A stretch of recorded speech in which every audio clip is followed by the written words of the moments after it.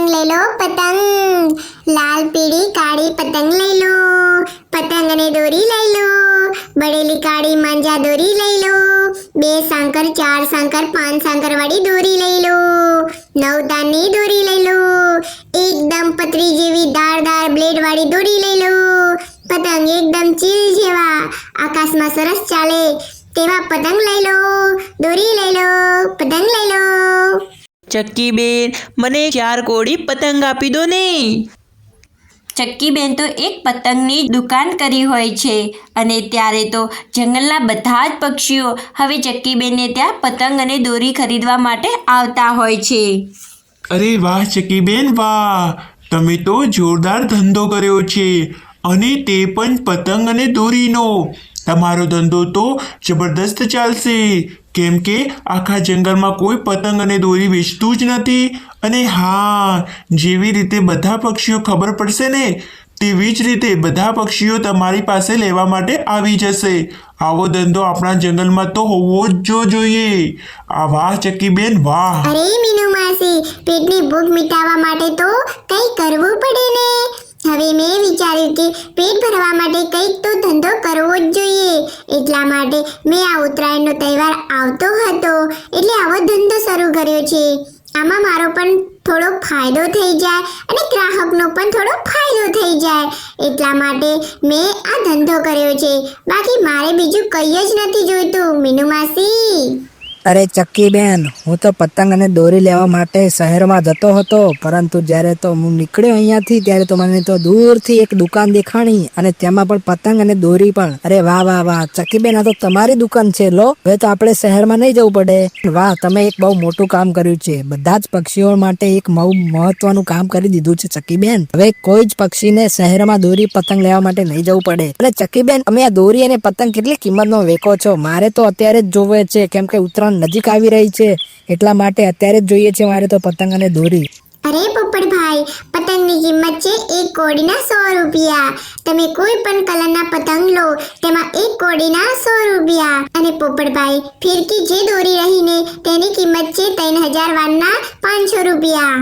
વાહ ચક્કીબેન વાહ, તમે તો કેટલું બધું સસ્તું આપો છો ને વ્યાજબી પણ આપો છો. ચક્કીબેન, મને 2 ફિરકીઓ આપી દો, 3-3000 વારની, અને 4 કોડી પતંગ આપી દો.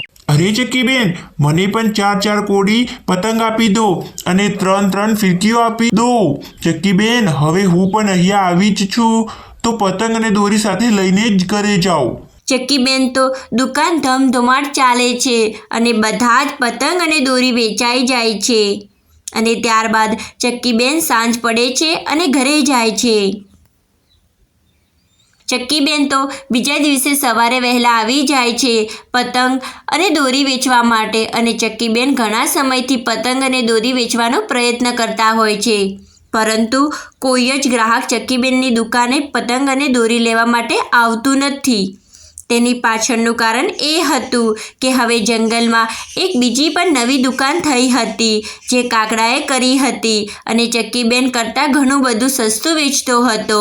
અને તેનું કારણ એ હતું કે કાગડો જે નકામું કાગળ હોય તેનો પતંગ બનાવતો અને ચાઇના દોરીનો વેપાર કરતો, અને ચાઇના દોરી ઉપર પ્રતિબંધ હોવા છતાં કાગડો સસ્તામાં વેચી પોતાનો નફો ગોતતો હતો. વાહ વાહ, આપણા હવે જંગલમાં તો 2 દુકાનો થઈ ગઈ છે. હવે તો આપણે ક્યાંય દોરી અને પતંગ લેવા જવું જ નહીં પડે. વાહ વાહ વાહ કાગડા ભાઈ, અને તમારા પતંગ તો અલગ જ દેખાય છે, અને આ દોરી તો વાહ કેવી ચમકી રહી છે. વાહ વાહ વાહ, મને આપી જ દો, 1 ડઝન આપી દો પતંગ, અને 1 ફિરકી આપી દો. આ દોરીવાળી ફિરકી જે છે કે કોકડું કહેવાય તે આપી દો મને. હા, આપણે તો અલગ જ દુકાન કરી છે, અને બીજી વાત, આપણા જેવી દોરી અને પતંગ આખા જંગલમાં કોઈ જ ના વેચી શકે. પેલી ચકલીને તો આવા પતંગ બનાવવા રાતે રાત નીકળી જાય, અને આવી દોરી માટે તો તેને સપના જોવા પડે, સપના. એવી દોરી છે, અને હું ગેરંટી મારીને કહું છું, તમે આ એક વખત દોરી લઈ જાઓ, તમારા અડધે પહેલા કાપી નાખશે આ દોરી. એવી છે, લઈ જાઓ એકવાર પતંગ અને દોરી. અરે ઓ કાગડા, આ બાજુ જો, અમે પણ દોરી અને પતંગ લેવા માટે લાઈનમાં ઊભા છીએ. અમારે પણ પતંગ અને દોરી જોઈએ છે. અમને પણ આપી દે 4 કોડી. નવી દોરી લાવ્યો છે ને તેના 2 ફિરકા બનાવી આપ, એવું કંઈક કર, કેમ કે અમારે આવું કંઈક નવું જોઈએ છે, નહીતર આ પોપટનો પતંગ કેવી રીતે કાપીએ? પોપટ આવી દોરી લઈ જાય અને અમારી પાસે સાદી દોરી હોય તો અમારું કપાઈ જાય ને. એટલે અમને પણ એવી પાકી દોરી આપ જે પોપટના પતંગ કાપે. અરે ઓ કાગડા, આ પોપટ અને મીનુ માસી લીધી ને એનથી પણ ભારે મને દોરી આપ, કેમ કે આ બંનેનું તો મારે જ કાપવાનું છે પતંગ. તું સમજો ને, મને ચૂપચાપ આમનાથી પણ ખતરનાક દોરી આપ. આ બંનેને જે દોરી લીધી છે ને તેના કરતાં પણ ખતરનાક દોરી આપ. ઉતરાણે આ બેનું જ પતંગ મારે કાપવાનું છે, તેવી પાક્કી દોરડી આપ. અને આ નવી દોરી આપી છે ને તે મને આપતું. હા, તમે થોડીક રાહ જુઓ, હું તમને પતંગ અને દોરી બધું જ આપી દઉં, તમારે જેવી જોઈએ છે ને તેવી. પતંગ લઈ લો પતંગ, લાલ પીળી કાળી પતંગ લઈ લો. કાગડાએ પતંગ અને દોરીનો વેપાર કર્યો હતો, જેથી ચક્કીબેનની દુકાને કોઈ જ લેવા માટે આવ્યું ન હતું. ત્યારે ચક્કીબેન ઉદાસ થઈને ઘરે જતા રહે છે. અરે મમ્મી, આજે તારું મોઢું કેમ ઉતરેલું લાગે છે? મમ્મી, શું થયું છે? કેમ આવું મોઢું રાખ્યું છે? બોલ ને મમ્મી, આવું મોઢું ના રાખ, અમને નથી ગમતું. બોલ મમ્મી, શું થયું છે? અરે મારા બચ્ચા, આપણો આ ધંધો કેવો મસ્ત મજાનો ચાલતો હતો. તે કાગડાએ પણ આપણા જેવી જ દુકાન બનાવી છે પતંગ અને દોરીની. તેના કારણે આજે આપણી દુકાને કોઈ જ ગ્રાહક આવ્યું નથી અને 1 રૂપિયાનો પણ આજે તો નફો નથી થયો. મમ્મી, મારી પાસે એક મસ્ત આઈડિયા છે. આપણે કાગડાના પતંગ છે તેના કરતાં અલગ પતંગ બનાવીને વેચીએ, જે અત્યારના સમયમાં ચાલી રહ્યા છે. તેવા જો પતંગ અલગ અલગ હશે ને તો આપણા જંગલના પક્ષીઓ આપણા પતંગ જોઈને આકર્ષાશે અને પતંગ ખરીદવા માટે આવશે. મમ્મી, હું કહું છું, તમે એકવાર કરી જુઓ, પછી જુઓ આપણો ધંધો ફરીથી એકવાર ચાલવા લાગશે. ચક્કી અને તેના બચ્ચા બધા સાથે મળીને નવા પતંગો બનાવે છે અને ત્યારબાદ તો ચક્કી સવારે વહેલા વેચવા માટે જાય છે. અને ત્યારે તો જે પક્ષીઓ કાગડાના દુકાનેથી જે પતંગ અને દોરી લઈ ગયા હતા તેમાંથી પતંગ તો ચગતા જ નથી અને અમુકની દોરી તો ચાઇના હોય છે, જેમના કારણે અમુક પક્ષીઓને તો કરંટ પણ આવે છે. અને ત્યારે તો બધા જ પક્ષીઓ કાગડા પાસે આવે છે. અરે ઓ કાગડા, તારી આ દોરી કેવી છે?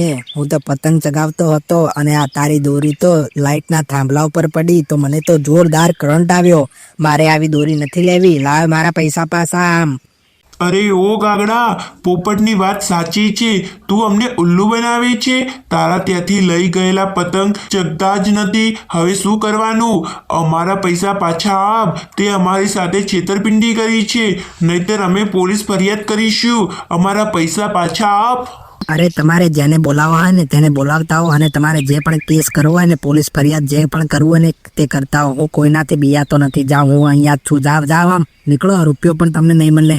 કાગડો તો કોઈ પણ પક્ષીને કીધેલું માનતો જ નથી. ત્યારે તો બધા જ પક્ષીઓ પોલીસ ફરિયાદ કરે છે અને ત્યારે તો પોલીસ કાગડાની દુકાને આવે છે અને પકડીને લઈ જાય છે. અરે ઓ કાગડા, આ ચાઇના દોરી ઉપર પ્રતિબંધ હોવા છતાં કેમ વેચે છે? એ હવલદાર, આને લઈ લો, એના સાસરે લઈ લો. ચલો, આની સારી ખાતરદારી થશે હવે. ચાલો લઈ લો. કાગડાને તો પોલીસ પકડી લઈ જાય છે અને આ બાજુ ચક્કીબેનનો ધંધો તો ફરી એકવાર જામવા લાગે છે, કેમ કે આ વખતે તો તેમને નવા પતંગો પોતાની જાતે બનાવ્યા હતા અને તેના કારણે હવે બધા જ પક્ષીઓ ચક્કીબેનની દુકાને ફરીથી આવ્યા હતા. આમ ત્યારબાદ બધા જ પક્ષીઓ ચક્કીબેનને ત્યાંથી પતંગ ખરીદે છે અને ત્યારબાદ બધા જ પક્ષીઓ ઉત્તરાયણ સારી રીતે મનાવે છે.